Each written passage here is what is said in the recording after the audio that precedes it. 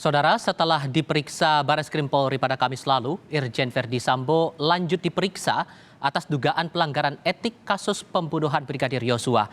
Hanya saja, lokasi pemeriksaan sudah tidak di Mabes Polri, melainkan di Markas Komando Brigade Mobil atau Makobrimob di Kelapa II, Depok, Jawa Barat.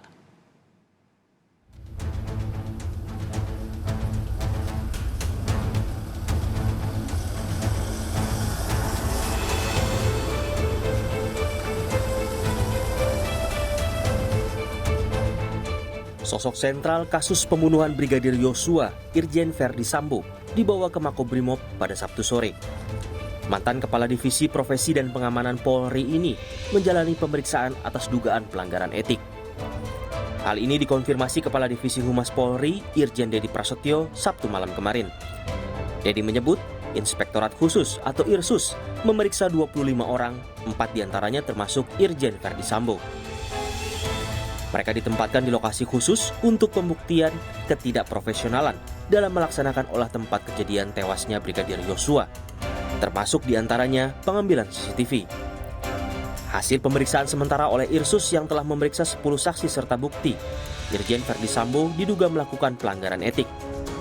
Lebih lanjut, Dedi menjelaskan, ada perbedaan tugas pemeriksaan antara Inspektorat Khusus atau Irsus dan tim khusus yang dibentuk Kapolri. Irsus fokusnya menyangkut masalah pelanggaran kode etik. Kalau tim sus kerjanya adalah proses pembuktian secara ilmiah atau saintifik. Ini masih juga berproses. Apabila nanti sudah ada istilahnya update yang terbaru, baik dari Inspektorat Khusus maupun Irsus, nanti akan disampaikan lebih lanjut. Ketidakprofesionalan itu apa sih, Pak? Tadi kan saya sebutkan, ya, di dalam pelaksanaan olah TKP, seperti Pak Kapolri sampaikan, ya, terjadi misalnya pengambilan CCTV dan lain sebagainya. Tanda-tanda Sambo akan dibawa ke tempat khusus sudah terlihat sejak Sabtu siang. Sejumlah kendaraan taktis Brimob memasuki halaman gedung Bareskrim Polri. Beberapa personel Brimob juga mengenakan seragam lengkap dan dipersenjatai dengan senapan laras panjang. Lewat pesan singkat, Direktur Tindak Pidana Umum Dirtipidum Bareskrim Polri, Brigjen Andirian Jayadi menyatakan kehadiran personel Brimob untuk pengamanan Bareskrim itu atas permintaan resmi Kabar Eskrim. Meski tengah diperiksa atas dugaan pelanggaran etik, pemeriksaan dugaan pidana oleh Verdi Sambo tak serta-merta luntur. Hal ini diungkap Menko Polhukam Mahfud MD di laman Instagramnya. Ya, saya sudah mendapat info bahwa Irjen Verdi Sambo dibawa ke Makobrimob dan Provos. Itu juga sudah tersiar di berbagai media. Menurut hukum, pelanggaran etik dan pelanggaran pidana itu bisa sama-sama jalan. Artinya, kalau seseorang dijatuhi sanksi etik bukan berarti dugaan pidananya dikesampingkan. Pelanggaran etik diproses, pelanggaran pidana pun diproses secara sejajar. Sebelumnya, Kapolri telah memutasi 25 polisi yang dinilai menghambat penanganan TKP dan penyidikan tewasnya Brigadir Yosua Huta Barat. Namun Lembaga Indonesia Police Watch (IPW) menilai hal itu belum cukup. Jika memang polisi yang dicopot dari jabatannya terbukti terlibat menghambat penanganan kasus, IPW mendorong mereka diberhentikan tidak dengan hormat.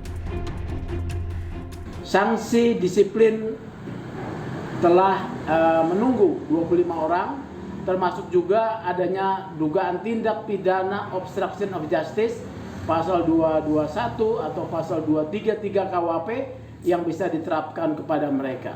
Selanjutnya IPW mendesak agar kepada mereka yang melakukan obstruction of justice di dalam perkara pengungkapan kasus Brigpol Y ini diberikan sanksi pemberhentian tidak dengan hormat.